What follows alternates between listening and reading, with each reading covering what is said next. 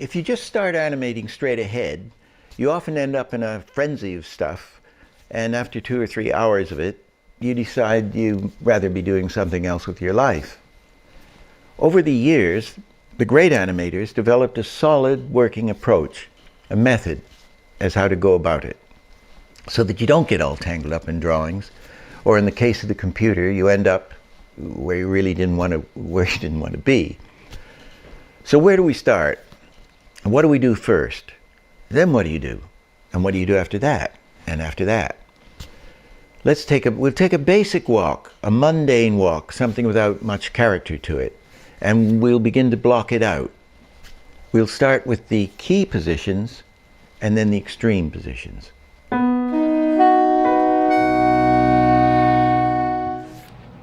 Now this is the important thing. Keys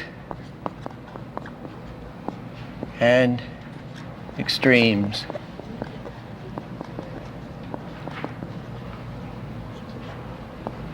I'm going to circle the keys. I mean, animators love curves, and curves are beautiful to watch, so they tend to circle all these drawings. You know, you draw the drawing 1, here's 5, I'm circling them, and you know, I'm circling 3. I had a Polish animator once, Stepan. He would go down the page. He'd take this column. He'd go 1, 2, 3, 4, 5, and it was just circles all the way down the page of the numbers. And I said, "What are you doing that for?" He said, "This animation is round, this circle, lovely, lovely." So we love circles. But the idea was that your key is a storytelling drawing. The keys are you can use a key as an extreme, but the extremes are not keys, if you see what I mean. Your key drawings, they are the storytelling drawings. If you did a stick figure storyboard, or a good storyboard, and I'm just going to walk in and pick up this, and I'm going to write something here. If I were to draw that on a storyboard, I'd probably draw the character coming in, right? That would be drawing one, maybe. That would be a key, right? What's the next storytelling drawing? It isn't here. It isn't, it's here. It isn't this step. It isn't that. It's this. It's touching the contact drawing, like storytelling drawing. Key, key, key. It's probably at the end of having written something. That's how to think about it. What are your keys? You can then film them, or if your positions in the computer, here's the creature, or whatever. He does this, and he does that. 3 key positions, and you circle them. Now with our, with the graphic animation, you would draw. You might figure it out in little tiny drawings, those keys, and then you do a decent drawing of the character. You do your first position. You get a nice drawing of this guy here, and then you get a nice drawing here, and a nice drawing there. You've already got your 3 storytelling things. You can film them on the video. The director will know what's happening. You can see the timing crudely from those 3, and you've got confidence. The extremes will be, what are the next important drawings? We've got this key. Obviously, the next thing I'm going to do to draw, having gotten these 3 fence posts or supports or pillars, is this step. He's going to go here, right? That, and we're going to call this the contact drawing, not where the foot is down, and certainly not when it's down here taking the weight. It's going to be key, extreme where the heel contacts the ground, or if maybe the thing contacts it all at once, the whole foot. But for sake of argument, where it contacts, that's your next important drawing, right? The next one, the next extreme is going to be that drawing, where I contact the next foot. And I would say maybe, did I do that? If I lifted my pants slightly so as not to stretch them, I think I did that inadvertently, Okay, so key, contact, which is an extreme, contact, which is an extreme, that's an extreme. Then the next one would be the contact, just where the fingers are touching. And then there might be an interesting, passing position in here, I'm not sure. But it would be the start of the writing, and then the end. And those would be your extremes.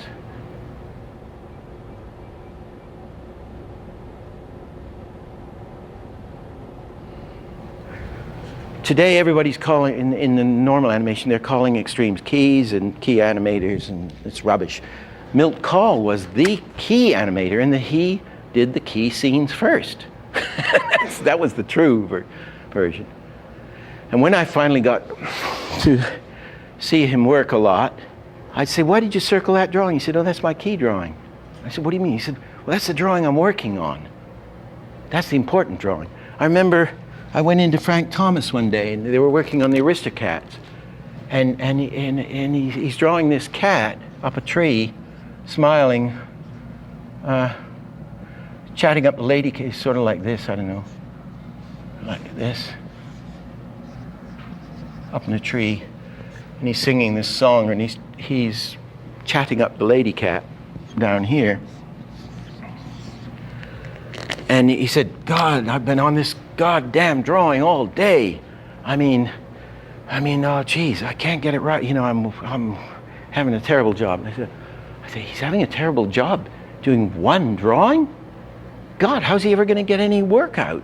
You know, if he's spending all day doing one drawing, or all afternoon. And later, I realized, of course, what he's doing is he's doing the key. That's the important drawing in the scene for him, and he was working in and out of it. You know, he's going to use that, he's going to bring into that drawing, he's going to stay there and do his performance based around that drawing. So that is a vital drawing. He has to get it right. Now, what happens often, having done your, say we got this one, having done this one, having gotten these ones down here, or the extremes, and maybe in anticipation you might put in as another extreme here before he touches it.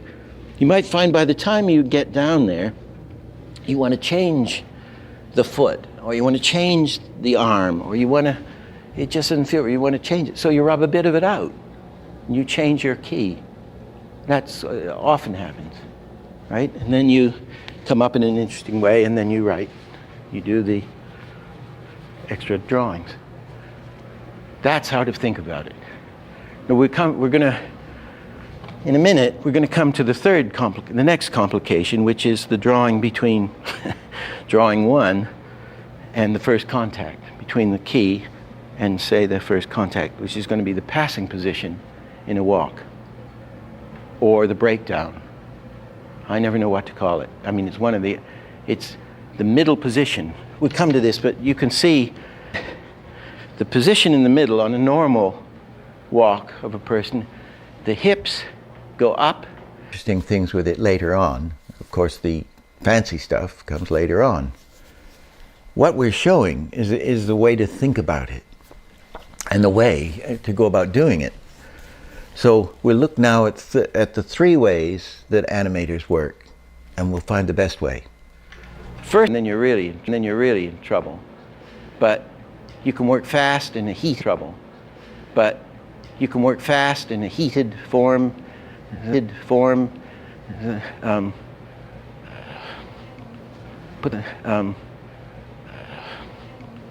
Put the numbers on after. The numbers on after. So it's not complex.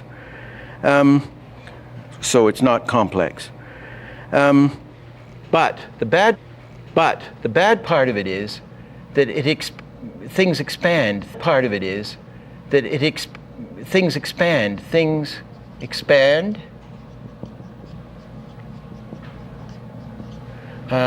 We lose the point.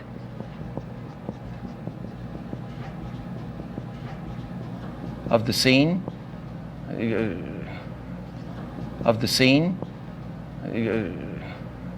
Tendency to lose the point of the scene.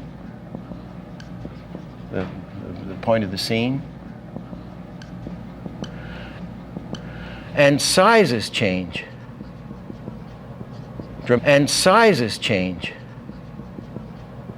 Dramatically. You know, you're animating a creature that's this size, and as you're in the heat of creativity, he ends up about this size. Only you're trying to walk him on a straight plane.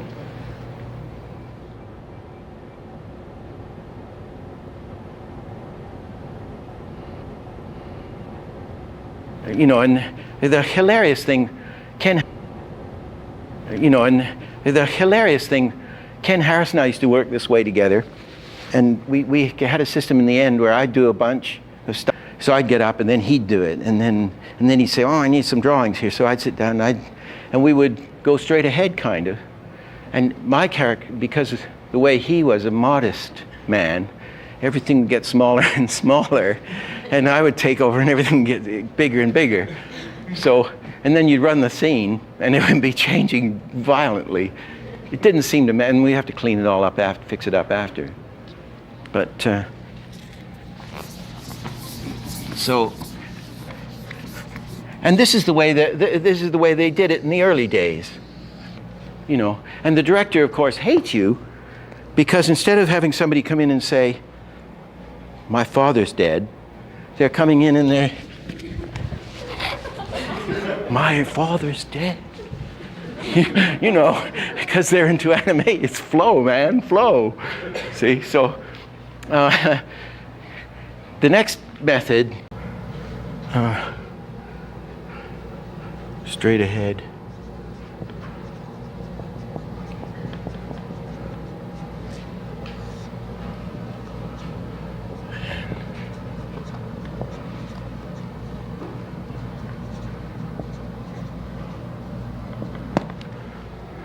Here's what you do. First,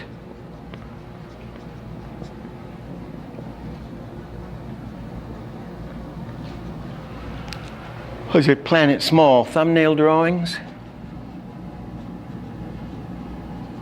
Do they call that, still call that thumbnail drawings? Little drawings where you don't have to spend much time. I used to take my little drawings, and of course, as you know, in the crummy little drawing, you have somehow the human aesthetic built into us, gets the shape of everything real clear. And you blow it up, and then I just try to do a nice drawing on top of this thing. If I didn't, I'd have an enormous trouble doing the big drawing. Anyway, the thing is, you draw up your keys that tell the story.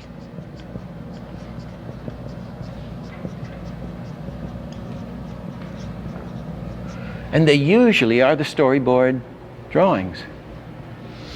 The second, that running around thing in Roger Rabbit, the first minute or so, I did very, very careful big color magic marker drawings, which I used almost as extremes in the end, and shot them as an animatic, so that Spielberg and everybody would calm down and see, oh, that's going to be good.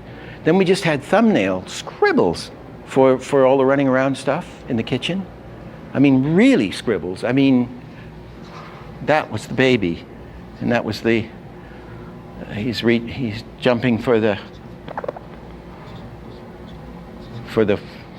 clock pendulum. I mean, stuff like that.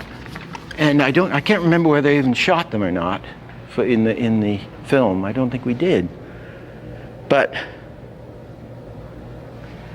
I used those little scribbles and then blew them up and did nice drawings on top of them. Okay? Then do the contact drawings, i.e. the drawings that have to be there, have to be there. If it's a drawing where I'm coming in here and I'm going to push this forward, I wouldn't do it where it's gripped. I would do it just where if the palm is hitting, where the flesh or bone or whatever it is contacting the thing. That drawing is going to have to be there, right?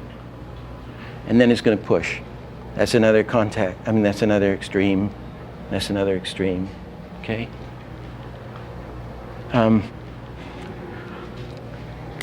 So, and you can test those. You can test that. You know, dump, click, click, click, click, click, push. You can test it out and see how the timing is, how it is, and you got your structure. Having done that, we've now got the best of the pose-to-pose method. It's clear and da-da-da. Then do several straight-ahead runs.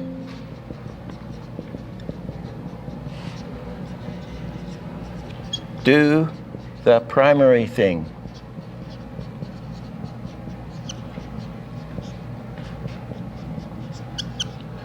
The main thing, and get it right, real right. You could say that all the Warner Brothers cartoons, nearly all of them, the really funny ones, and good ones are with Ken's stuff. He just got the primary thing right on the coyote or Bugs Bunny. There wasn't drapery or fur or tail following or wind blowing. I mean, it was always just clump, the main things that are going to set up the gag and tell the gag and tell it clear. And they get that really right, real right. It was the Disney guys who would get the main thing really right, and then add all this other stuff, which would create the believability and allow you to watch a thing for 100 minutes instead of a 8-minute short. So the primary thing would be, I would say, the passing position here, all the important things, the little anticipate here, pulling it up here, maybe that, maybe this, dump, right? We've got, get it right. Now, you can also have, and I might, before you do that, I'll just put a question in. Break it down roughly to put in before, roughly. So I'm talking about putting in passing, i.e. passing positions. This is a refinement, but this is what I do a lot. Now I got all these drawings. Then take drawing one and then do a straight ahead run on what's happening. You've got your fence posts, but you're running between fence post 1 and fence post 2, your next extreme. You go straight ahead with the hips, say. Everything's from the hips practically, isn't it? Dancers always say, start putting from the hips, dearie. You do your run on the hips, right? And then you do a run on the hips, carrying it through, and you run right through the scene with the hips. You might say, okay, I've got to get the head right. No, maybe it's the shoulders next, or the arms. And we're going to run right through the scene with the shoulders. Where am I going to put the shoulders? Then we're going to do another run through the scene with the head, straight ahead run. Then we're going to do another run with the hair. Say it's a guy with a ponytail, or it's a woman with longer hair, or a guy with longer hair. That's going to be the last thing you might do. If it was a dog, the tail would be the last thing you do. So, here are the keys which tell the story like a comic strip. Here are the extremes. Most of them are contacts. Now that we have our building blocks in place, we'll do straight ahead runs on top of our pose to pose. Okay? Now let's give them the wobble head.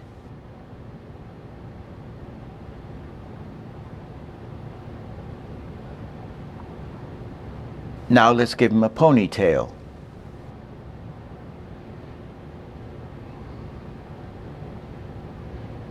Next, let's add some drapery, say a scarf.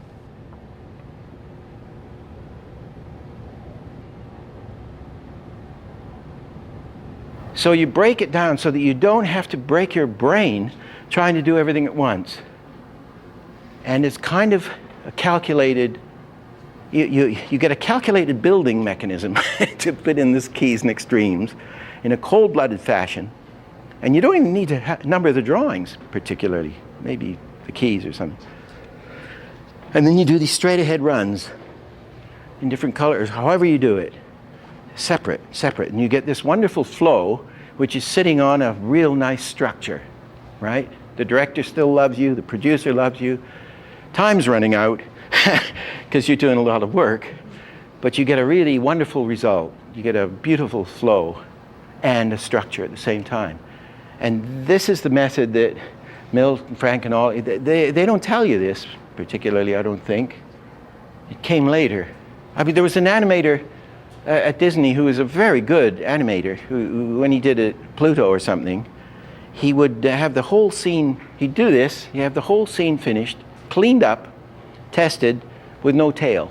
And then he'd just sit down with the finished drawings and put the tail in, working straight ahead. That shows you see, he's going to get a much better effect than if he's trying to figure out where's the tail on this drawing? Where's the tail on that? Where's the tail? You know, I mean, and you just wear yourself out and you think, well, I won't do much with it.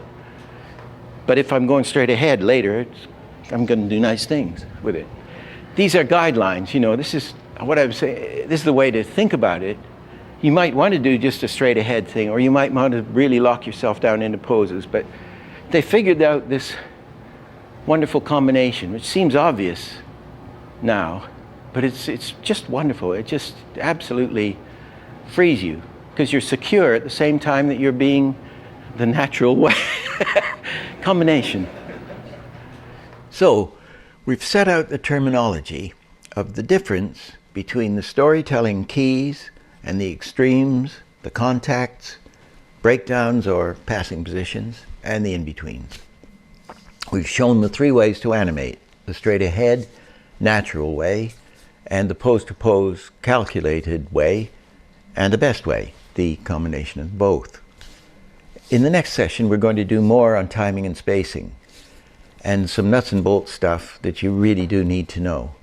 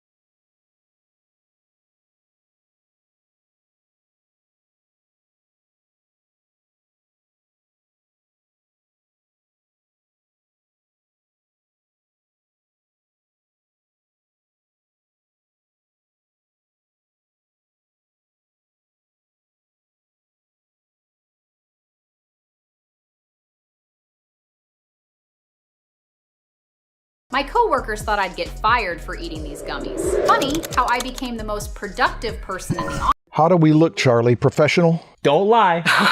You look like a couple of draftsmen. Oh, wow. That's What quite a a jerk. compliment, I think. Welcome to another Draftsman podcast. Thank you. What do you want to talk about today? Oh, God. Straight to business. Yeah. There's Right to religion. There's no intro in this one. We're going to talk about the state of the union. You mean like politicians? So we're going to talk about like the cutting edge of arts, how when arts are the state of the highest- art. Yeah, the stuff that you do. No, we're going to talk about what is the current state of the art industry and the art world and what we're seeing going on with students and schools. You sure you want to talk about this? I don't, but I feel like we should. Do you want to talk about this? Well, We can cut it here.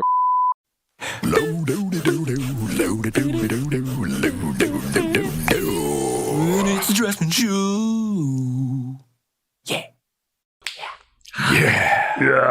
in 2009, at the Animation Expo, I was with a group of beginning students. They were freshmen, and they were so worried because they knew that layoffs had happened like crazy in the You said animation 2009? industry. 2009, I Okay. think it was. Yeah. And not only had layoffs happened like crazy, but the economy was in terrible trouble. And I remember one of them, bright-eyed, who's had a good career, but at that age, 18 years old, was, how are we ever going to have a career when all these professionals are laid off? Yeah. And I said, I'm old, and I've observed Yeah, I didn't how even try on this one. I've observed how it always goes in this way and then Yeah. the other way. And you know, when the pandemic happened, by the way, those students, a number of them have had good careers. When the pandemic happened, all of a sudden film production, people doing live action stuff, just shut down. They're not working. But animators had more work than ever. And so many of my students who went into animation, when I would catch up with them, they were having to turn down jobs because they needed people to work in this industry. Then in this last year, it's just gone the other way. So the thing that I had to offer the students in 2009, which is that it goes back and forth, is very difficult to say now because we may be at the beginning or in a revolution that's going to be more or less permanent. That is the concern about talking about this. You said something to me about the gallery world. So that's about when I was getting into the gallery world, right? I started Watts at like 2002. And then about, 6, 7, 8 years into it, I was pretty much ready to start applying to galleries and trying to sell my stuff. And that's when the economy tanked. And so I was entering the space when it was collapsing. Nobody was buying art, maybe only at the top, right? Like as in like major investments and stuff, or trading playing cards or something, but not like new art from unknown artists. That was just not a thing. And so everybody I knew was kind of scrambling, like, what are we going to do? Art is just not moving. And that's also when the internet was starting to come around. And so a few years into that, people were like, oh, galleries are going to be replaced by the internet. And it kind of did. Galleries didn't go away. They're still around, right? But what happened was this is now an additional way to sell art is the internet. Promote yourself instead of partnering with the gallery. But is the thing you're asking me about is what I said, that galleries never truly came back to what they were? Did they bounce back? As far as I know, I don't think so. Maybe? Do you think they did? I don't follow it. I don't think they did. I mean, maybe some forms of art, maybe, yes.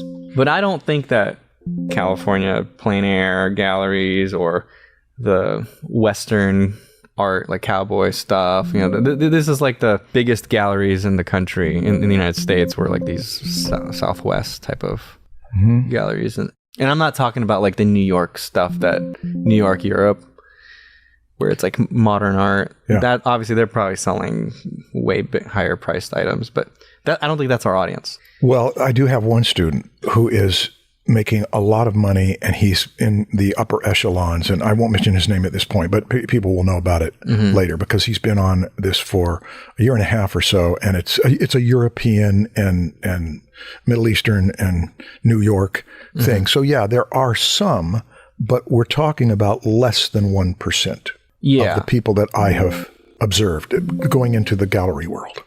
So where does that leave us? Because if I'm not following the gallery world, you're not either. Well, I mean, I'm not following, but I do know artists that were in the gallery space and they don't rely on it as much. Mm-hmm.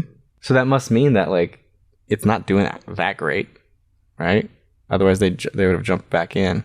So we going to have any good news? Well, the good news is that like sure things shifted, but it's not like art died. It's not like artists didn't have careers throughout this since 2009. It's just that there was a shift. Things changed and people adapted. And I think this is a constant thing that happens. It's like...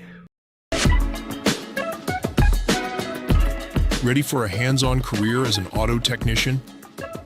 At Universal Technical Institute, learn with industry tools and tech in labs designed for real-world training.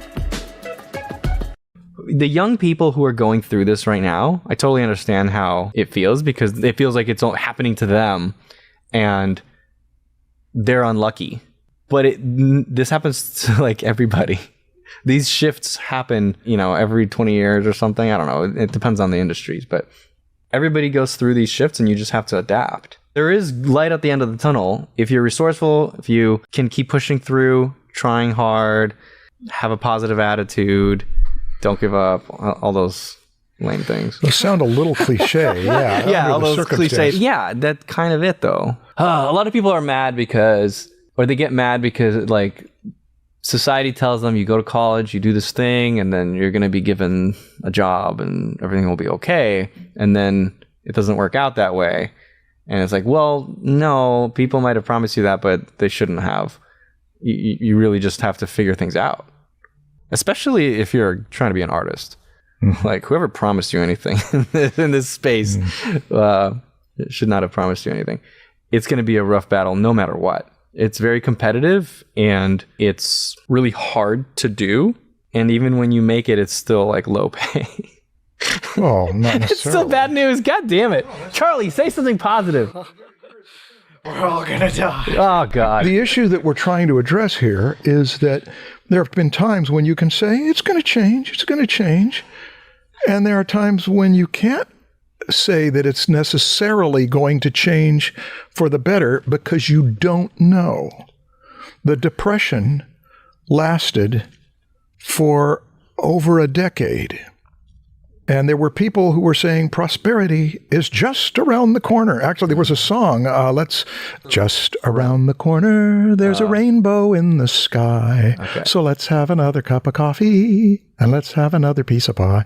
Okay. There was an answer song to it that said, okay, prosperity is just around the corner. And you would hear a guy say, did you say corner or coroner? And the whole thing was to shatter this, hey, everybody, it's going to get better, because it didn't get better until this country got into a war and there was all the stuff that happened in Europe. So now I am observing that a lot of young people and even not young people, middle-aged people, are looking at the situation and saying, what do you do? It is a temptation to despair. It's very difficult. And what I don't want to do is say, yeah, it's all going to be good. It's all going to be good, because I'm not sure that that's the case. So taking up a subject that's this sobering is that if you're trying to make your living as an artist, how do you do it now? We've dealt with it before, but we dealt with it in a previous year and a previous I think few that's years. the wrong question. I don't think how do you do it now? Change the question. Yeah, how do you do it now is going to be, there's like 1,000 answers to that. Okay. Because like, what are you doing? What do you want to do? Where do you live? What's your industry? What are your strengths? What are your weaknesses? There's so many things that decide how do you do it now. that there is no, I don't think there is one answer, and there has never been one answer. Okay. Like, was there a formula for the way I did it? Yeah, it's what you mentioned earlier that sounded like cliches. What? All those keep a positive attitude. Yeah. Right. Okay. But was there a formula?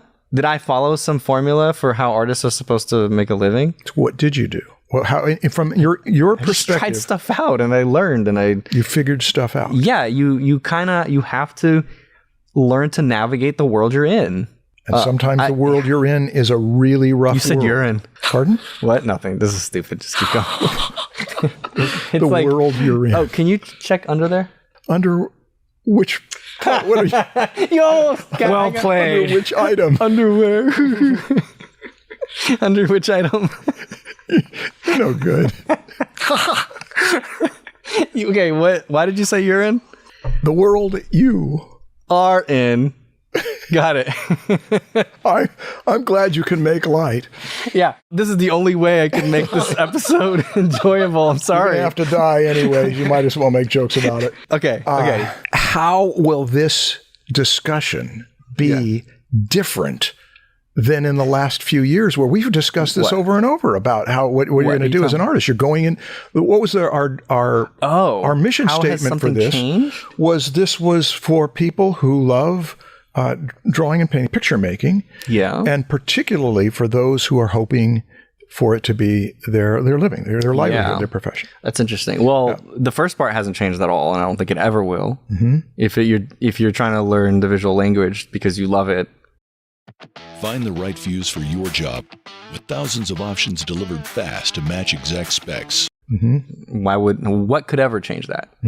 As far as making a living of it, I have no idea, and I don't want to pretend that I do. That's what I'm saying, is that like it's going to be different for every person based on where they are, who they are. Jesus Christ, I need to You need to turn off. I need to turn off this vibrator. The vibrate feature on your phone. On my Yeah, phone. let's make sure every caveat. The people watching saw the phone in my hand. Yeah, they The people understand. listening have no context. Just, I have to remember there's people listening. That's right. Your mind is broader than mine. I hadn't thought of that. So a person who's tuned into this right now might feel like, I need insight, and this is the blind leading the blind. Yeah, but I don't think it's gonna die. I think people are. This is my personal read on the situation, is that I think that it's somewhere in between the ones that think it's going to be everything is great and amazing and it's going to be better, and some people that think that robots are going to do every art job. That's just too far. I don't think that's going to happen. There will definitely be like some layoffs in companies, and people are going to be affected dramatically, but I don't think it's going to be as bad as like, what's the point? Then why would we ever do art again? I don't feel no that human will either. do art ever again. Like, I don't think that it's gonna be that way. So is that the one thing that we start this with? Because we are not going into this with a step-by-step plan for this discussion. But the one thing we cling to is what you've claimed. It's a big, obvious claim. The arts aren't going to disappear. Making art isn't going to disappear. So I'm going into this assuming that I'm correct in that. Because if I'm wrong and robots are going to take over and we have no art job, then I don't know what else I have to say. Okay. So, and I don't believe that, so I don't see a point of talking about that. Well, with that one clump in the middle of the Teflon, If there is an art industry in the future, then I don't think anything has changed. That's my point, is that the people going through it for the very first time, to them it seems like the end of the world. It seems like there's no light at the end of the tunnel. It's going to be impossible. No one's ever gone through this before. And so this time is different. For those that have gone through it, they're not scared. Are you experiencing the same thing as I am, where online it's all negative, mostly pessimistic? I guess that's the same thing. Everybody's like super afraid. But like in my physical interactions with people that I know, I don't see any of that. People are not scared. People see it and they're just like, yeah, it is what it is. But I've done this before, and I'm just gonna adapt, and I'll keep going, and we'll see what happens. It's much less important in all of my real world interactions. Are you experiencing that, or No, I'm not experiencing. You're not. Okay, so what are you experiencing? What you're saying smacks of some of the Queen saying, "Let them eat cake." Is that you're not affected by this? No, as I'm talking about much, people that and the people around you are not affected by this as much. But when the Depression happened, when the stock market fell in October of 1929, it plummeted. People were in the cities were casting themselves off buildings, we're told. In the Midwest, the Depression didn't affect people for the first year and the next year. In fact, the crops were doing well, and it's like, well, we're not affected by the Depression until the Dust Bowl, until things started. And by the middle of the 1930s, it was not affecting everybody. Movie stars were still making good movies. There were always people who had been lucky enough or insulated enough.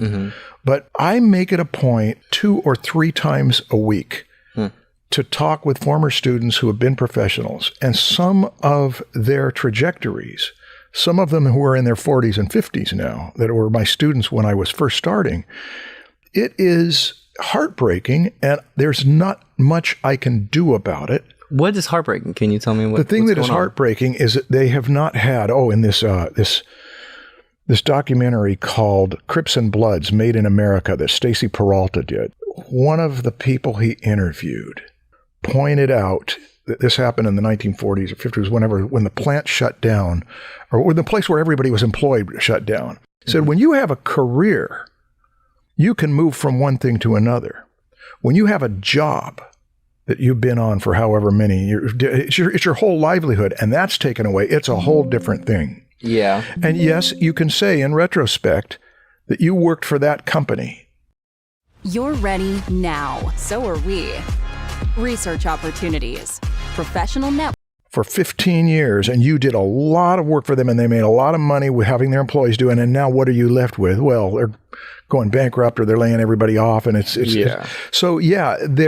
is. I don't think I'm very exposed to it. I am insulated, but I'm not insulated by way of my relationships with a span of generations, including the new ones, including the young ones, and to see how they're scared. I have a positive thing, but I'm going to save it, because I think that it's easy when your crops are doing better than ever in 1931 and 32, or whenever it was that they were having a boom, to say it's not that big a deal until it hits. Yeah. I don't know how to read this one, though. So, I would expect that if young students, and I think most of our students are in their 20s. That's current students in their 20s. Yeah. I'm talking about the website program. Gen Zers, right? If most of them thought, "What's the point?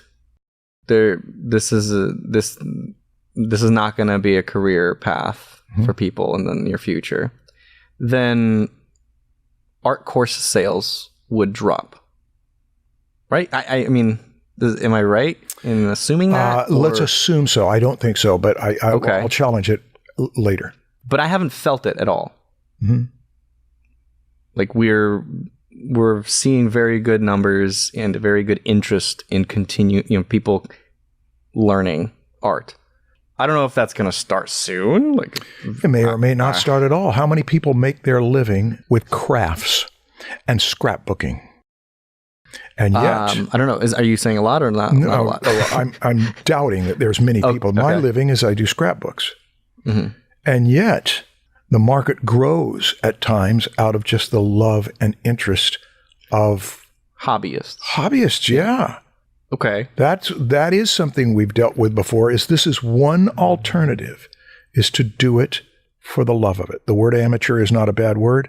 Some of the greatest artists of history did their best work as amateurs. That's one direction to look toward. That was your goal. So you told me that was your goal at one point. Yeah, it is. It's still. Elaborate. Where I started Proko, and my goal is to have it be mostly automated to the point where I can focus on drawing and painting for myself without having to make money off of producing art. Because I did try before I started Proko to make a living off of selling art.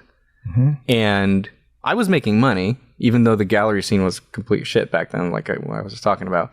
I was still making money, but I didn't enjoy it because I wasn't creating for me. I was creating to sell. Your motive was to make. Yeah, it was just the wrong mindset. I don't want to try to sell a painting. I want to create, and then actually don't even put any effort into trying to sell. I could just put it off to the side or something. I don't know. It doesn't matter.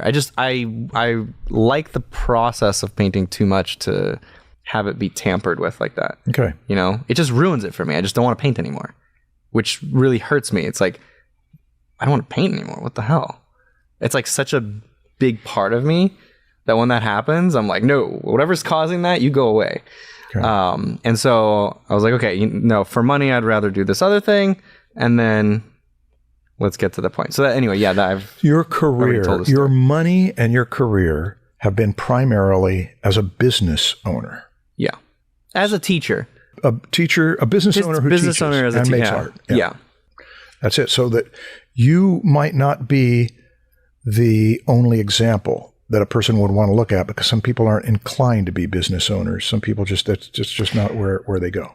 And I think that could be bad. Explain. Like, I think that every artist needs to think of themselves as a brand. Yeah. And a very, very small business. Your reputation, your portfolio, your website, your social media marketing. I mean, even if you're not trying to sell stuff online, you don't need a big following, but having a presence online definitely helps you in getting a job. Every artist is a business owner. I think so. Yeah. It's a very small business, but if you could think of yourself as a business and a brand, I think you are at an advantage at least. You don't need to. You could still make it and have a good job, and people will hire you if you have no online presence at all. But I think it gives you an advantage. You mentioned the word reputation. Mm-hmm. And so one question would be reputation among whom? Depends on the job, yeah. Well, there's two things. One is reputation among your public. But then there's the person, I have no public. Okay, there's another place that we can look. One was peers? So among your peers, because some people are not business owner types. They are not idea people. They are not entrepreneurs. But if they have a reputation among someone who is, that I'm starting my own business, I'm doing my own thing, I've got these ideas, I can't do them alone. You are so reliable. You are so enjoyable to work with. I've got people in my life like that right now. I'm looking to work with them for the rest of my life because they make everything better and easier. So it's your reputation among those with whom you may be a team member. There's another thing. While the mainstream narrative keeps people distracted, the patterns pointing toward 2026 are becoming impossible to ignore. The media won't talk about it. The government... Do it as an amateur. Do it as a part of an entrepreneurship, a brand where you're not the brand. You are one supporter, one key player in that brand. One other thing is that I think when the internet and YouTube started growing, it gave artists the opportunity to kind of make it on their own, right? It became a lot easier to not need a company. Yes. You can make your own animated short and make money off of it and get it crowdfunded and all that stuff, all those tools that are available. But still, most artists work for a company and work on the big movies and the big animated films and the video games and all that stuff. I think that trajectory is going to keep going in that direction where, maybe companies, because of AI, they're going to start cutting down on the team size because, AI might do some stuff. But I think there will also be a trend where those companies are going to see a lot more competition from much smaller teams of people doing their own thing. And so it'll be a lot easier if you aren't with a company to do your own thing and actually compete and make money, I think. Yeah, no, you've mentioned AI. Yeah. And in mentioning AI, that's one of the main things that's causing the fear, because it's not just that, Jeffrey Katzenberg made a statement to the media Yeah. this past year that 90% of animation will be done by AI. And it's not that it will be done, it's that already AI and other factors, it's not only AI, are putting artists out of employment. So I think what we should do here is start to name the threats. One is that the movie studios and the TV studios have overshot their market. That started to happen a few years ago, where you're streaming, you got so much content that it's now being distributed. It happened with the comic book industry in the early 90s. In the early 90s, nobody could make a living in comics. You'd get paid $35 per page for the whole. I think you had to do more than one thing. I think you had to pitch. I can't remember, but it was like $35 a page that you could make. How can you make your living? So the people who were doing comics were people who were living with their parents. And then it was some of those people that turned the industry around about 1991, and it went ballistic, and you could become a millionaire making comics. And they were becoming millionaires, and they were in their 20s. And so then everybody, I remember a guy saying to me, you need to get into comics. That's where the money is. And I was well into my 30s by that time. So many comics were being produced that it saturated the market. And I was close to people who were making good livings in comics, and then they were doing 16-hour days and couldn't pay their rent because nobody's going to buy that many comics. So that has happened. The studios are closing. Studios are going bankrupt. Studios are laying off. So the studio's another closing and going bankrupt is like a completely different issue, though, right? That's not AI causing that. No, that's what I'm saying, is that you've got AI on one side. Yeah. You got the other side, which is that the industry is in a slump because of people who overshot. Right, okay. What else would we add on to here? The economy, everybody says the economy is doing good or the economy is doing terrible. It depends on who you listen to and which side of a political argument they're on. Well, either way, the economy is a cycle. No matter, like, what other things are in the way? We should expect, if not now, in the near future at some point, for there to be a recession. Mm-hmm. We're not going to avoid a recession for the next 100 years, right? Like, that's not. I don't know why not. But what do you mean? I do know why not. I know why. Because of human nature? Because I took a class that explained how the cycles happen. But I also felt like, aren't there small communities? Aren't there people like the Amish and the Dutch and some others who say, let's take the long range and make it just grow in increments so it doesn't have to have its periodic collapse or that doesn't seem like human nature to me. Well, it's a topic for another time. Okay. But let's assume it can't be. Just for the sake, it's got to go in cycles. It's just natural. Okay, right. Sure. You get tired in the middle of the day. Okay. There you go. Yeah. You get a slump. There will be undulation of some kind. Yeah. All right. Assuming that gives a little hope. I'm just trying to get my head around the things to address, because AI is a different thing than companies in charge who say, we're going to make this movie, we're going to make this movie, we're going to spend this much money, and then they collapse or go bankrupt or have to lay off everybody, and then all the suffering gets passed down to the people on the bottom. What other things are the threat to a person who says, I want to be a professional artist? Themselves. It's probably the biggest threat. Okay, and we've addressed that one. We've already talked about that.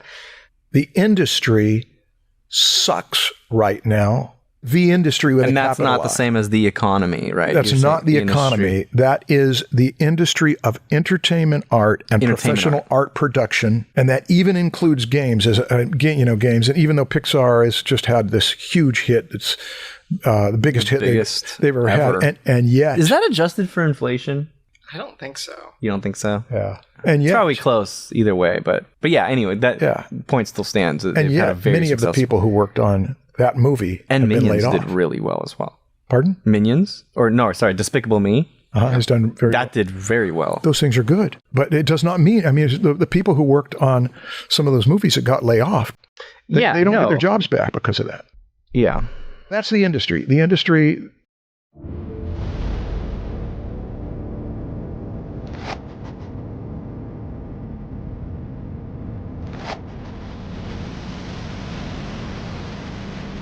The economy goes in cycles. I'm sorry. The industry goes in cycles, and not even cycles. Sorry, the industry is always moving. That's the thing. It's always moving. It's always moving.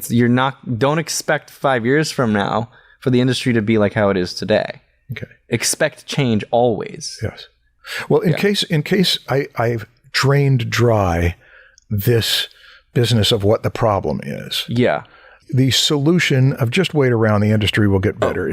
Schools are closing down. Schools. Did you see James Gurney's very respectful but honest? Which one?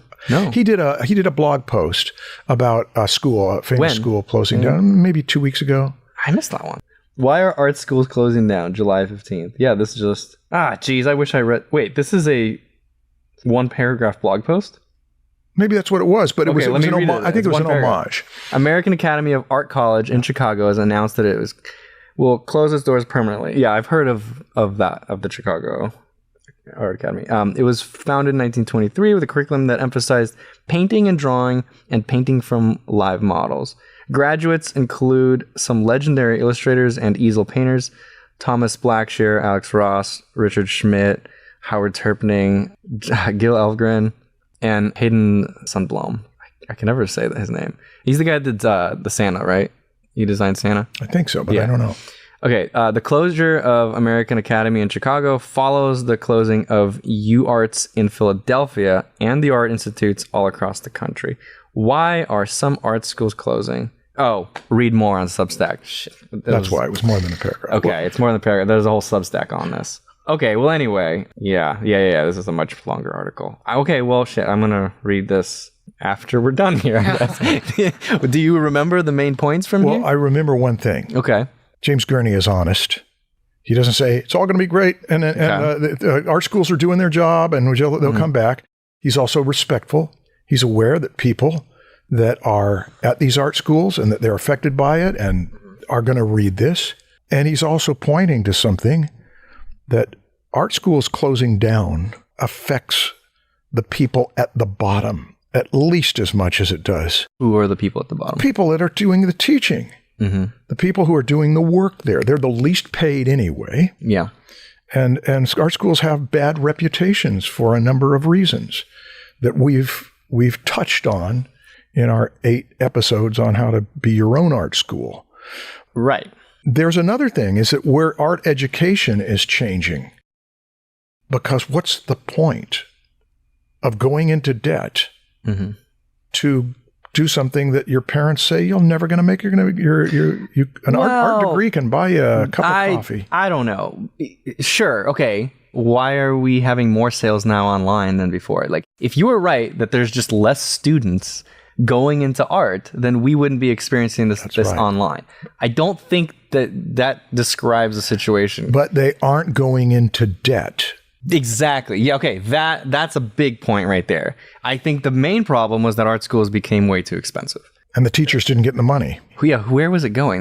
Just real estate? No, it's going to administrators and people who are owners of the school. And even if it's a not-for-profit school, it still happens that way. You could tell at one art college, there would be a line of Teslas and Mercedes and BMWs, and then there'd be all the cars that can't be maintained. And it was just the difference between the administrators and the teachers.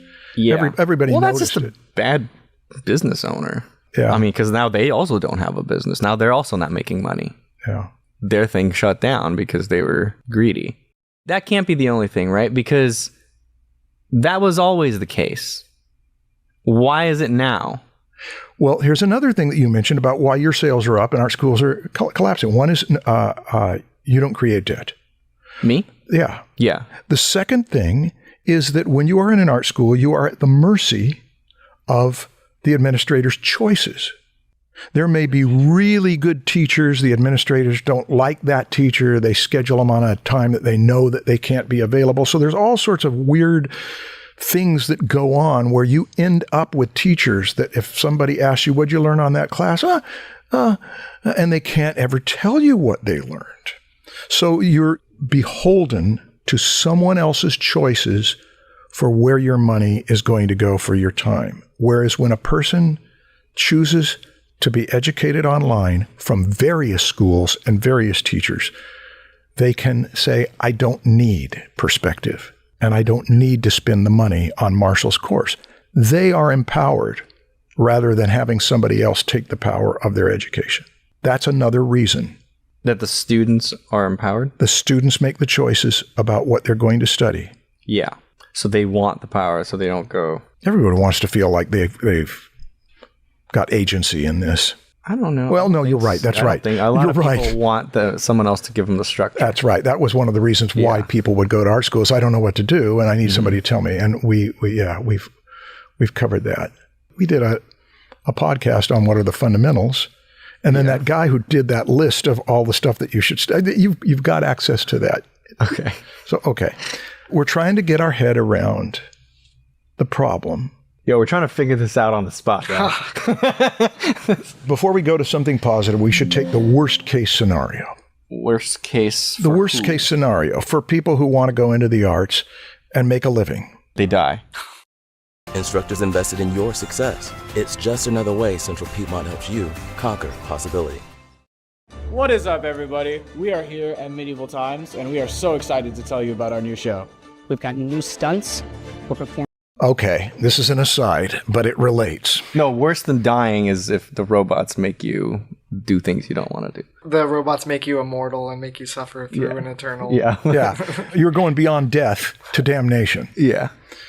Okay, so let's say this. It's over. You don't make a living in the arts anymore. Okay. Okay, that would be the worst case scenario, right? Not pushing it further. I get it. The worst case that you've presented. Got it. My son recommended a book to me by Atul Gawande, who is a very good writer, called Being Mortal. Okay. It is written by a surgeon whose job has been dealing with death constantly. And right from the beginning of the book, his first assertion, as I recall it, I've read it once, I'm going to read it again, is you're going to die. So let's get that out of the way first. There is a great deal of pretending like you're not going to die. Oh, this medicine effect. What if you do this? Well, maybe you'll heal. Oh, well, I hope you'll get better. There comes a point where that isn't the case. Everybody's going to die. So it's a physiological fact, but he also points out that it is an emotional fact and it is a sociological fact because people died all through history differently than they do now. People died in their homes. People died... This isn't making me feel any better. Hang on, but I'm painting the worst case scenario. Now people die in hospitals. It is a financial effect. The amount of the economy that goes to trying to rescue hopeless cases. He paints this picture vividly through the book. Okay. And then toward the end, he starts to shift gears of we can do better. He never deals with afterlife. He never deals, I don't even know that he has any belief in the afterlife. But his point is, the way we die can be done better for all parties involved. The way it used to be in the family was not all good, and the way it is now in the hospitals is just terrible. So he starts to paint a better picture. Now, you would think, and some people have mentioned this, because I wanted to talk about it I tell young people, you don't need to read this book, you're too young. And one of them said, I'm kind of interested in that book. But my feeling early on and by the end of it was not a feeling of depression or despair. Frankly, there was a bit of exhilaration in it, is that everybody's got to do this. C.S. Lewis said, the thing must be done, and therefore it can. But there was a sense of, as frightening as it is and as terrible as it can be, this is something everybody's got to do, so let's take that attitude and see how we can do it. Now, here's the reason I'm saying it. Okay. Is because a lot of people say, I'm not going to read a book about the fact that I'm going to die. It'll depress me. I did not have that response to the book. I had a very different response. I thought, I want to read this again slowly and talk about it with the people I'm around. Okay. Now let's shift back to something smaller than our life. Am I depressing you? Okay, great. You had that feeling that I want to cut myself a little deeper and slower next time. So I don't understand why you reacted that way. A sense of responsibility was one thing. Responsibility because when you die, the people around you are affected by it. Yeah. They're affected in a number of different ways. So there's one thing. Okay. Let's face it as if it's real. Mm-hmm. And how is it being prepared for? That's why I want to go through it slowly. Is that this is not going to be something I'm going to read in a matter of 3 weeks. It's going to be something I'm going to read and then have conversations with people in life. So that was one thing, and maybe that's the thing to focus in on, is responsibility. Yeah. Okay. Is what if you're not going to make a living as an artist? So ever? what if, worst case scenario, now what? Your career You as still an have to artist is figure now stuff dead. out. We're saying this is the worst case scenario. Okay. You can't make a living as an artist. Okay. Does that mean your life is over? Does that mean that you aren't thinking about how you can enable yourself to create good art and empower yourself to do it with another source of income? Or even like Remedios Varo is my favorite of the surrealist painters. She wasn't even known. She was, I think she was in Mexico or South America for a good deal of her career. And she's gotten, people have given her flack because she had someone supporting her. She didn't have to sell it, but she made a strategic decision. I can do my best work with the support of another person. If we don't look to it as making a living, say that's the new normal.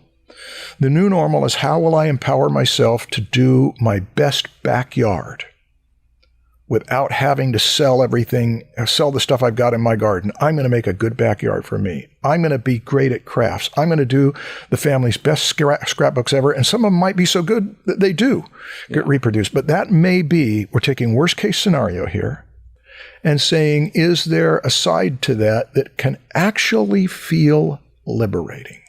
Yeah, maybe. I'm not sure about liberating. The thing that comes to mind to me right now is that there's maybe some people who get too complacent, too comfortable with how it is now or how it was. And those people are actually at a disadvantage over the ones that have that had it rough and who are fighting to succeed and get a good education, who will already have had those habits and will continue to do that. It'll be easier for them to make it in this new world that if it's the worst case scenario. For example, there's some students at Watts when I was teaching there. I think Eric told me about this, so that the ones that found it really easy in the beginning, either through some natural talent or they grew up with parents who are artists, and so they kind of had a head start and it was easy for them. And then they get into the real world or they go into college and they have to do work. Get ready to go where you're needed, wherever that may be. Research opportunities, professional networks, real experience. Driving your future forward. It's all on course. Learn more and get ahead. East Carolina University, for the driven. It's easy to start selling on Depop. Just snap a few photos. And it becomes more difficult. There's a bigger challenge than they've experienced so far. They have a tendency to quit much earlier than the people that didn't have it come to naturally to them or easy. The ones that have been fighting for it for a long time just keep going. I don't know why that. How does that relate to? Yeah, how does that relate to this thing of how difficult it is right now? Is it saying that this could prepare you for something? I just think that look at where you are. If you're very comfortable, you might need to start preparing for a difficult time. No matter what, if you're too comfortable, you should probably just learn how to be less comfortable. I think that's just a good thing in every part of your life. I may be going on tangents here, but in my mind, for some reason, this makes sense. I'm listening. Like, I go into ice baths, not just because it lowers inflammation, but I think it makes me mentally stronger as well. It makes me be able to withstand physical pain a lot better. And so if I get too comfortable in my San Diego life, these ice baths are just like a punch in the face. Like, remember, you're a human, man. It's reminding you of your mortality. It's reminding you of your vulnerability. Yeah, and I think a little bit of that intended discomfort and planned pain, controlled pain, I think can be good. It's what exercise is, isn't it? Yeah, exactly. Not to the point where it breaks you. You've said this. Don't drop the boulder on your head, right? Is that how you said it? Lifting weights is good. Yeah, lifting weights is good. Lifting a 300-pound boulder over your head is not good. Yeah, exactly. Ice bath at 37 degrees is good. Wow. But ice bath sleeping in a liquid nitrogen is not good. This is an aside. Do you know who Andrew Huberman is? Yeah. Do you like him? For some stuff. I got, with all of the celebrity health doctors, you gotta make sure he's not but he's a responsible celebrity health doctor. I mean, I've heard some complaints, but I haven't experienced that. I think every time I listen to him, I'm like, yeah, okay, cool. It seems like he knows what he's talking about. But again, don't get too comfortable. Do your own, if you listen to him and you're like, yes, that's what I need, go and look it up as well. Yeah. Don't just adopt that into your lifestyle without going to a second source. That's my only. Okay, well, my observation. It seems like he's I've only great. watched about 7 or 8 because some students were excited about him. Yeah. Our lives got better, I think, in a matter of 6 months just from listening to some of those.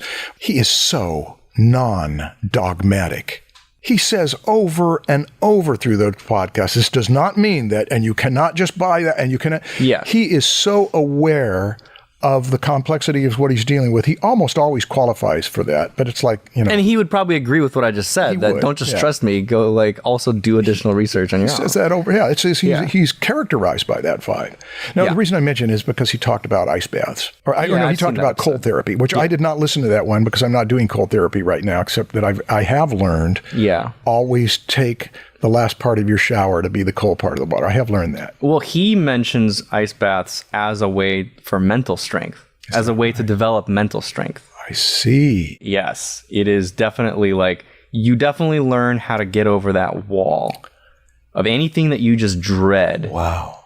Like, oh man, tomorrow I got to do this thing. And you just have that feeling in your pit of your gut, and you just do not want tomorrow to come. That is what ice baths are. Like, Marshall, do you want to go right now? No. You want to dip yourself in 37 degrees? You got one here? Just 5 minutes from here? No, I don't want to go right now. I know you don't. Yeah, but I might. No one does. I would do it before a podcast. You would? Yeah, I would do it before a podcast. Hell yeah. Let's go. Field trip. We've got to have the option to cancel the podcast in case it gives me a heart attack or something. Oh, yeah, that's true. You're kind of old. Now we would need someone there. Now that you mention it's not recommended for... For over a certain age? Well, yeah, I think so. But do you ever go into cold lakes? We used to have a cold plunge. I took a shower underneath a waterfall. That's not ice. In the morning. A waterfall? Okay, where? Yeah, at the beach. In Hawaii. No, it was not in Hawaii. It was the coldest I'd ever experienced. But we used to have a cold plunge at the gym I used to go to, and those are probably like in the 50s, I think. Yeah, if it's a public gym, I don't think it's in the 30s. It was very cold, but we loved it. But we stopped going. I've just learned never to go in public water. It's too dangerous. You're going into an environment where you don't know anything about this water. So I don't do that. I don't go to jacuzzis anymore in the public or anything. Oh. But here is what I did instinctively do. When I was public speaking, and it's so nervous in front of an audience, so uncomfortable. It's all in your head, though. I would take a shower beforehand, and then I'd make sure it was the coldest it could be, and I'd put my face up into it and imagine standing in front of the audience. You punish yourself for the fear? I'd imagine standing in front of the audience and say, can I breathe a full breath in and a full breath out while I've got this coldest water on me? And it made a difference. I could tell it made a difference. You are facing literal cold, which can be analogous to emotional cold, and saying, I can still breathe. Yeah. So that's very interesting to know. Yeah, no, it's just practice doing things you don't want to do, that you really don't want to do. Do you want to work on cars? Get hands-on training at Universal Technical Institute with tools, tech, and instructors who've been there. Apply today. Hands-on training for real careers. Visit uti.edu.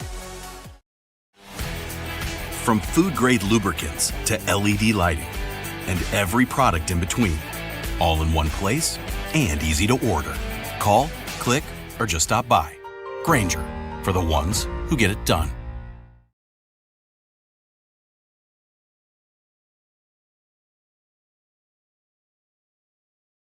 Because when you do it, your body goes into shock every time and your body thinks it's dying. It is not comfortable. But yeah, it's practice for those things you don't want to do. Like if you have a fear of, going and talking to girls or something, some cold plunges might make it easier. I don't know. I don't know.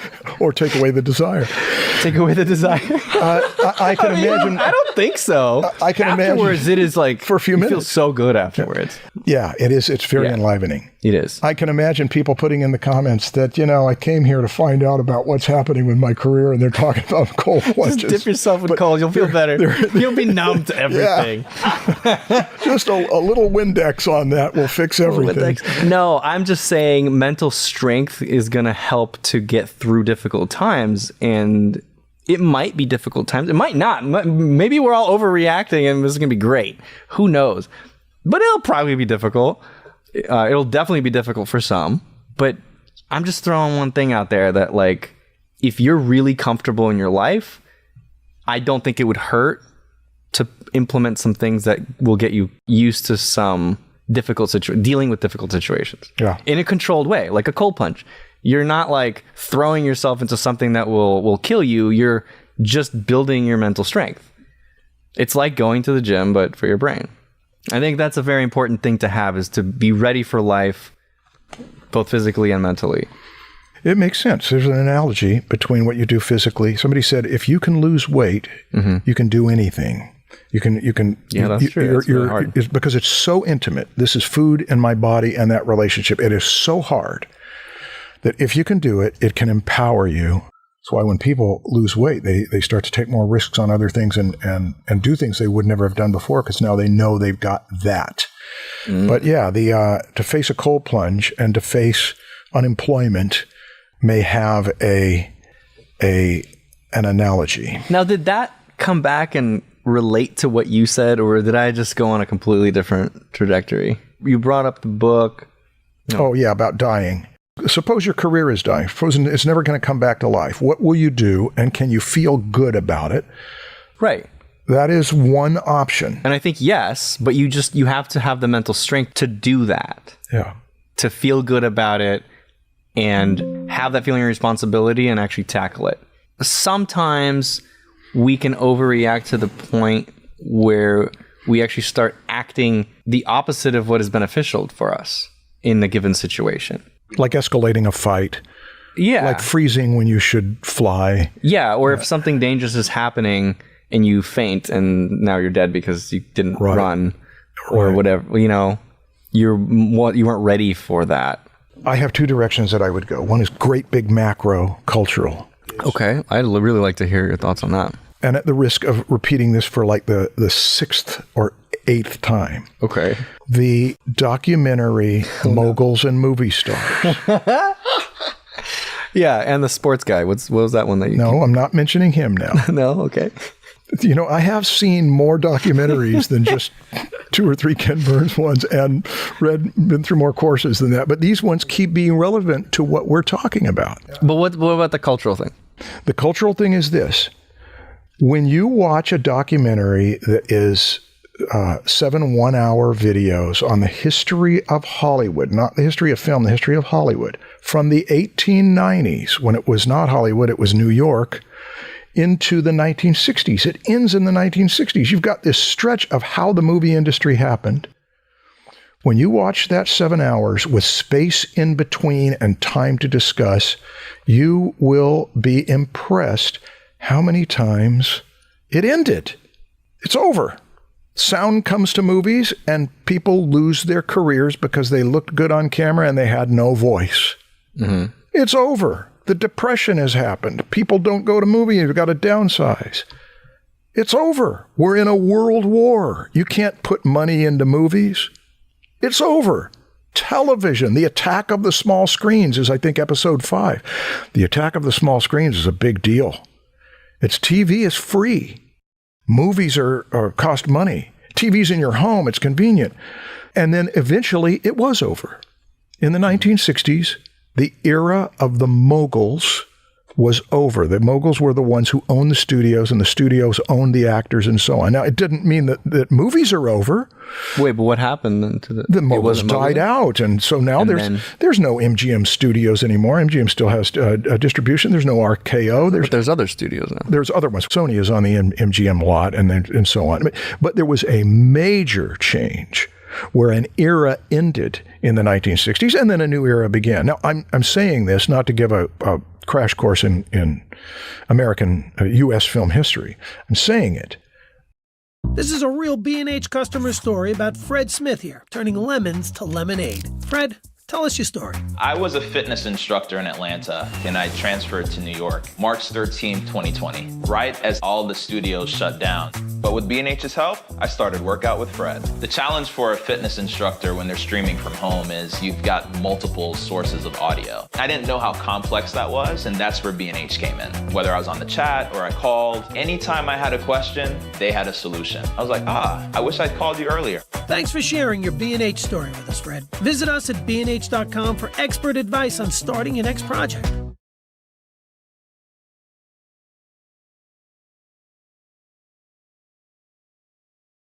I work in healthcare, and I know that having clean hands plays a huge role in staying healthy. That's why I've partnered with Native. No sulfates, parabens, or dyes, so it actually feels good. Native's body washes are ideal for people with sensitive skin because it's made with plant-based cleanser. Native did the hard work. All you gotta do is go treat your body the way it deserves with a clean body wash. Native liquid hand soap gently washes away dirt and germs without drying out my hands. It'll have your hands feeling soft and smooth after. Because watching it 8 or 9 times, mostly with students, there is such an encouragement to know that the long cultural arc of the change of an industry is filled with its overs, and then it's usually young people, not always, but it's usually young people who say, we can do this. We talked about this before because YouTube became the thing where young people like you're a major one, who said, there's an art instruction market here. And then you emerged as a person who was doing it from a bedroom in your parents' house. So I am still recommending that documentary because it can give you a long line of what happened before you were born to let you know that these are not unprecedented times, as Simon Sinek would say. Sinek. That's the big cultural macro. Is that a TED Talk that he gave? He gave it's a short, less than 15 minutes. Oh, to his staff, right? To his staff. It's like a Skype call or something. I love that. I love that Zoom call. Yeah, that's great. It actually showed how good of a leader he is, right? Yes. The way he talks to people. He was honest with his team members, and he was doing everything he could to encourage. But he was also putting on us where we have got to work together if we're going to make this through. And the claim is these are not unprecedented times. It's just that we're going to have to make some major reevaluation and change. So there's another one I recommend. Is go to that. It's so short, but I've shown it in classes. It's good to show at the beginning of a semester because you see a group of people who are diverse, who are on the same team, and they're starting to catch a vision for, a lot of people are going to fall by the wayside, but we think we can do it. I think humans are resilient. We adapt. Like coyotes. We're coyotes. We're better. You think? I think so. Maybe we're more noble. I mean, who has more money? Who's sleeping in the bed? Yeah, we could catch that Roadrunner. Yeah, exactly. Right? They talked about dying. They talked about movies. They talked about coyotes. I mean, I don't think this conversation is going to be all like, and so there you go. This is what you do now, and you're going to be happy and butterflies and sprinkles. I think it'll be fine. I think it'll be okay. Glad you're feeling good. I might be repeating something, but I think that humans just have a desire to just interact with other humans. There will definitely be a decrease in jobs in the art world, but I don't think it'll go away. The last episode, you were talking about collaboration. Like, do you really see yourself collaborating with a robot in the way you do with humans? Or we talked about how the long-term projects are very meaningful and how those are the ones that make probably the biggest impact. Not always. But yes, they got the potential to make a great impact. You've got so many resources going into them. So much time. The long-term projects can be extraordinarily impactful to the world. They require a human experience in order to create them, desire them. I don't know. I just don't sense that robots will do that or completely replace it. It'll just be a tool. But I don't know. Well, think about Jeffrey Katzenberg's claim, which some people will debate that claim. 90% of it will not be done. So what? It might. Yeah. Let's give it. You say it's 97%. What about the 3% that AI isn't doing?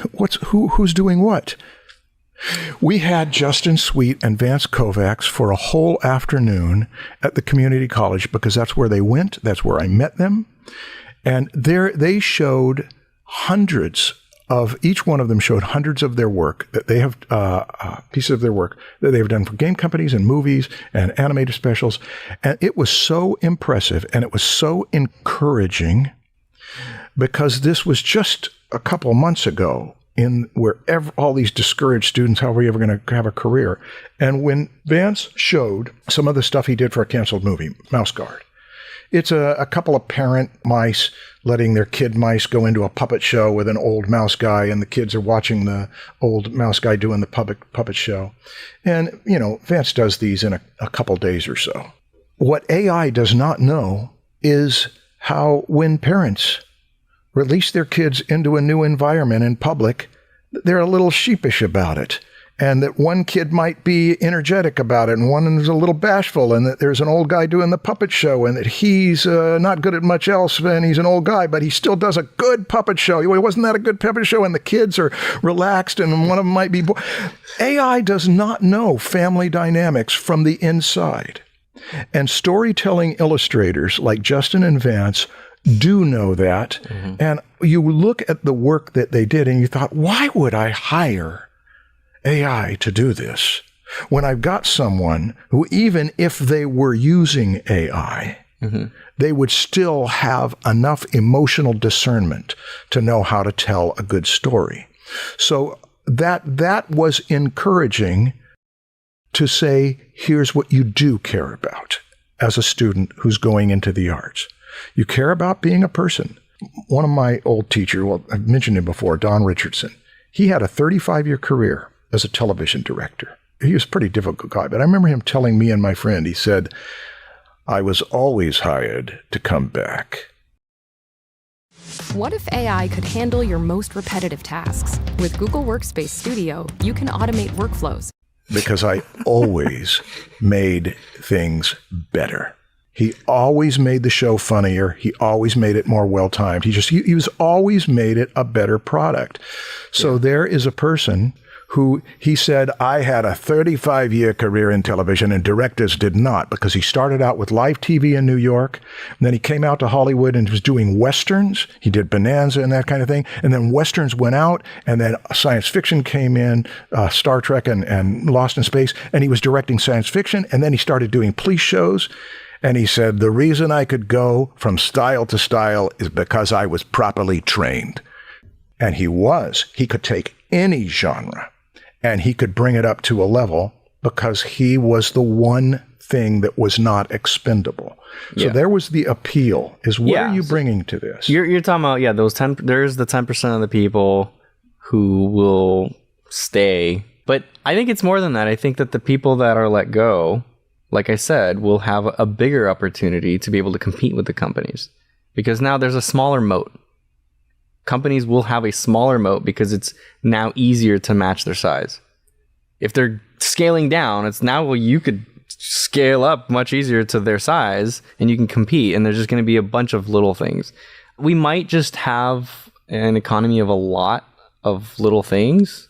And we are right now, right? Yeah, well, it's already going in that direction, yeah. It might, like, a YouTuber doesn't need to produce anything nearly as big as a studio, because they might need to only support themselves and like another person or two or something. Yeah. And it's like, that's enough.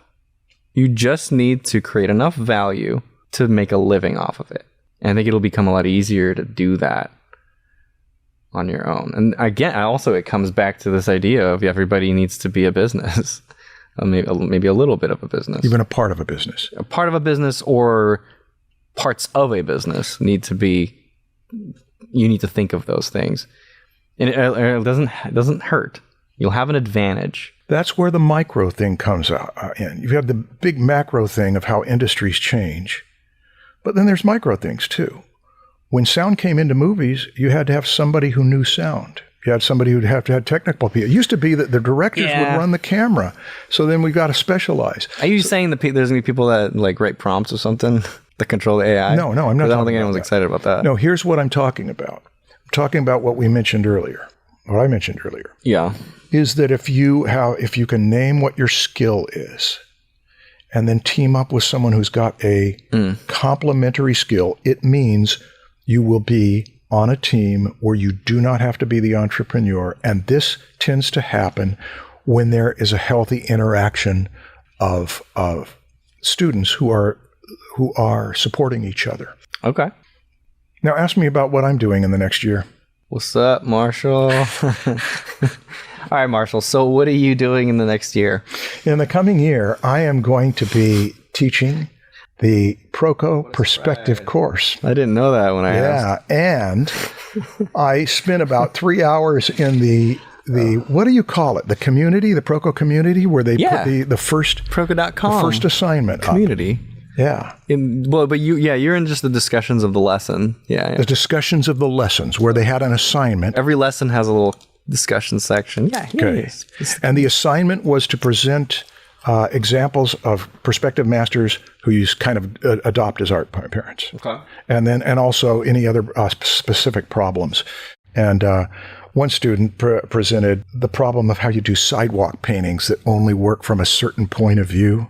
You know, when you stand there, they stretch out. Okay. And I've never done that, but I know enough about it. Is that exciting? Well, here's what's exciting about it. They always look like gimmicks to me. I'm like, it is a gimmick. Cool. It is a gimmick, but some people do it. And when social media was fairly new, those things went viral. They did. And the first one, I was like, oh, wow, cool. And then the second one, I was like, oh, okay. This again. But it's a legitimate question. Quickly died as a cool idea. It's a legitimate question because it's problem solving. You got to do a grid of squares. You got to find out what the squares would look like from that position. I don't know how to do it, but I do know. Yeah, but you know it wasn't problem solving. They just took a photo or a drawing that they did. They took it into Photoshop and they skewed it. And then they gridded that skewed version. So then when they drew it, it would look correct in a different angle. They didn't do that in their head. They just used a tool. Did you get that? Stan just explained how it's done. Now, what? Wait, what? Why am I being mocked for that?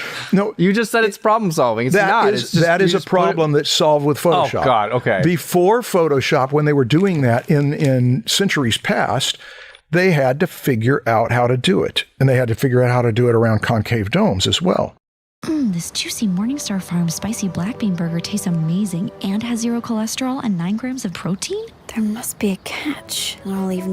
I have 2 things to say about that. That was presenting problems. Am I killing? No, you're not killing. I'm yucking your yum? No, it isn't, because I didn't answer the question. I said, if you're really interested in that. No.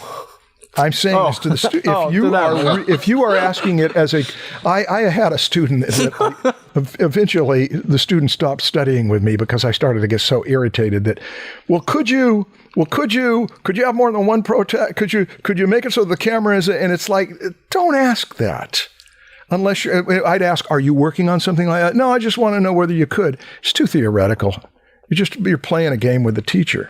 But if you really are trying to solve a problem, that you want to do some things when you paint on a wall that is a corner of the building, a corner of the room, and you walk into the room and you want it to look so that it looks like it's a flat surface, and then when you move around in the room, if you're really going to take on that project, then you will put the energy into solving it, and you will share it with others, and others will say, have you seen the video where that person explains how they do it? And then the community starts energizing itself to solve these problems. I've had this happen a few times in the last few years with groups of students, that one person's got a problem, another person's interested in it, and they work on it together by pooling resources.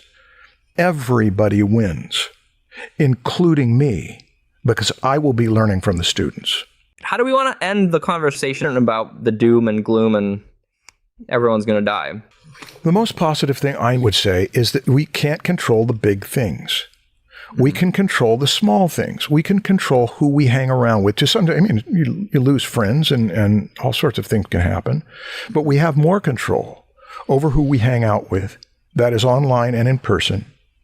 And the best stuff that I have been personally experiencing since the pandemic has been small groups. They know who I'm talking about. 6 months with that one in end of 2022, still starting to connect back with some of the relationships. And these classrooms where students are coming down to Orange County from LA, 7 of them coming down to Orange, and they drive together and they hang out with each other and they know each other's work and they're talking about their work and helping each other with it. That is I don't where think that kind of stuff is going to go away. That's what I'm talking about. I don't think it is either. This is what I'm talking about. Little things that happen in the community, little micro economies. Yeah. Where there's a teacher who does little workshops and teaches art, and people who like it go take that. Some will travel, some will be really successful, which is how it is now. Like, some teachers make very little money and some make a shitload of money. Mm-hmm. I think it's going to be like that, maybe more like how it was before, pre-internet. Explain. Like, it was all more like local, real. That's right. You hung out with people that you live close to. Yeah. I honestly think there's going to be a kind of pullback and a desire for more human interaction. Yeah. High tech, high touch. Go too deep into social media, AI, and people are just going to get fed up with it, and then there's going to pull back, and there's going to be a lot of opportunity for real world stuff. Yeah. I don't know why, but the example, do you know Slew? Slew's the one who did the documentary on you. He did do a documentary on me. It just came out, actually, if you haven't seen it. He did a great job. Yeah. I really liked it. But he also did a little mini documentary, or like a video profile highlight of another artist. I forgot his name. But it's an artist that does portraits in New York, just on the street or in like a park or something. And before he even gets there, there's like 20 girls lined up because he's handsome. And they all want him to do their portrait. If he was a robot, would that wouldn't, right? They wouldn't be lined up. Yeah. And he makes a living off. He makes a very good living off of that. And that's in New York? I think so. I think he might have moved since then, but anyway, that's besides the point. An artist at the park comes in, does portraits for several hours, makes 6 figures because he's handsome. Well, so he figured out the thing. He figured out the thing he's got. And he's a good artist, though. Yeah. Like, so 2 things. I'm handsome and I'm a good artist. Yeah. So don't just work alone at home and not be seen. Yeah. And I think I'm simplifying this entire story. Well, everything we say. Down to he's handsome. But everything we say is from our point of view, which is a narrow point of view. Slew made it a point in his document. This is why I'm repeating it.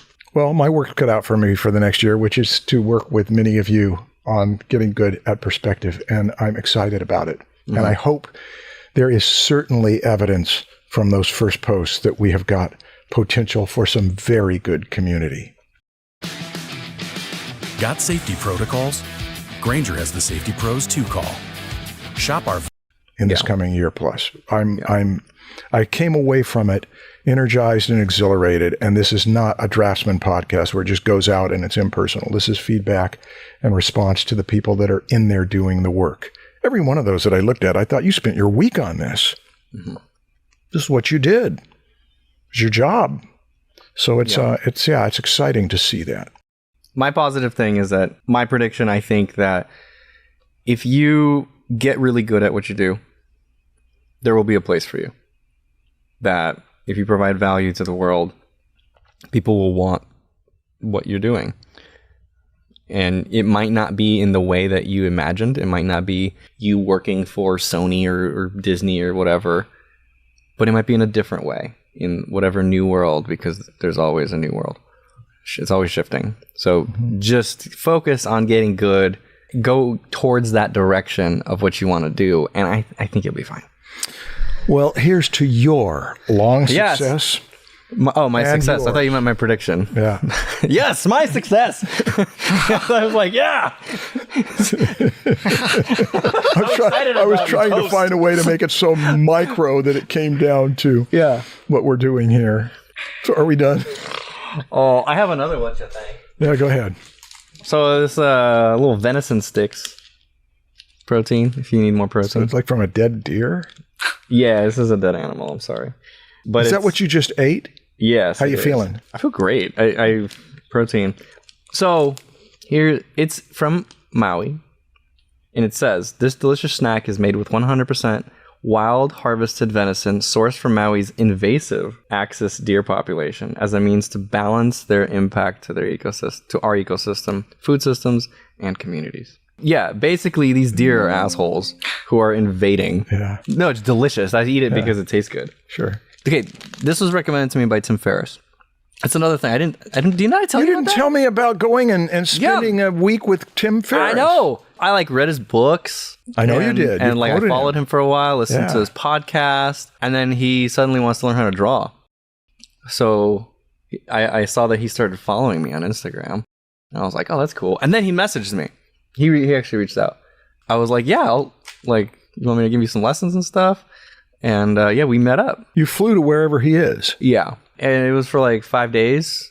I was so amazed because the dude is busy, right? He's got lots of stuff going on. He gave me 100% attention for 5 days. Totally not expecting this. I thought I would have dedicated slots in his day. He is able to just push everything aside and focus because he decided that he wants to learn. So he arranged for that. Yeah. I got there and we were staying in the same house and we were together from breakfast till pajamas. Not pajamas, but yeah. But till we're like, all right, good night. And I was like, Jesus, he didn't do anything except learn to draw for me today for 5 days. That was inspiring, honestly. That is inspiring. You've had a quality like that to some degree too. I remember coming down to when you were at your parents' house and we'd spent a whole day together, and I was thinking, how can you do this when you're running a business? And you seemed like you were completely involved in a conversation that went on for hours and hours through the day. We spent a whole afternoon. And that did impress me. But I didn't do that for 5 days straight. No, you didn't do it for 5 days straight. And also, you can be hard to get a hold of, but when we do talk, you seem like you're 100% involved. Yeah, focus. That's a good quality. But anyway, he had these sticks there that we would just snack on. So that was it. And he's like, yeah, these are super healthy. They're minimally processed. There's no preservatives as far as I know, whatever. But anyway, he recommended these. He says they're healthy, and he's a health freak. Mm-hmm. So that's why I like these. Yeah, okay. They actually taste delicious. They've got a seal of approval from Santa Claus on them, too. And then, I don't know, I've been eating these. What are those? I don't know anything about this.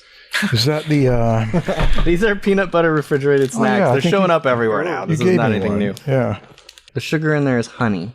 The sugar in there is honey? It's honey. Yeah, it's honey. Well, I'm not worried about that. Yeah. So, but I mean, if you're a diabetic, this is not your thing. Oh, right. But I don't eat that much sugar. I don't drink soda. I don't eat candy. This is fine for me. How boring. Yeah. Jesus. You don't either. I know. Do you eat I'm glad to be boring. Sugary cereals or anything like that? No, I don't. But I eat lots and lots of chocolate. Too much chocolate. But it's dark chocolate. It's typically dark chocolate and semi-sweet. That's different. I eat dark chocolate. It's too much, yeah. Too much? Will you eat a whole bar? Well, I eat it all throughout the day, and if a whole bar in a day, I'm hesitant to know because I don't measure it. Because when I have measured it, I've had to cut back. Okay. But yeah, that and 2 or 3 times a week, coffee are about the only junk food. And so, how is coffee junk food? Well, coffee's a drug. I mean, we don't want to talk about this again. Come on, it's a drug if you do too much of it. Everything's a drug. I think this episode is over. Yeah. This episode was over half an hour ago. Okay. I just don't want to stop talking to you, Marshall. See ya. Bye, guys. This is a real B&H customer story. Jack and Barbara, professional wildlife photographers and B&H customers for 30 years, live in remote Alaska.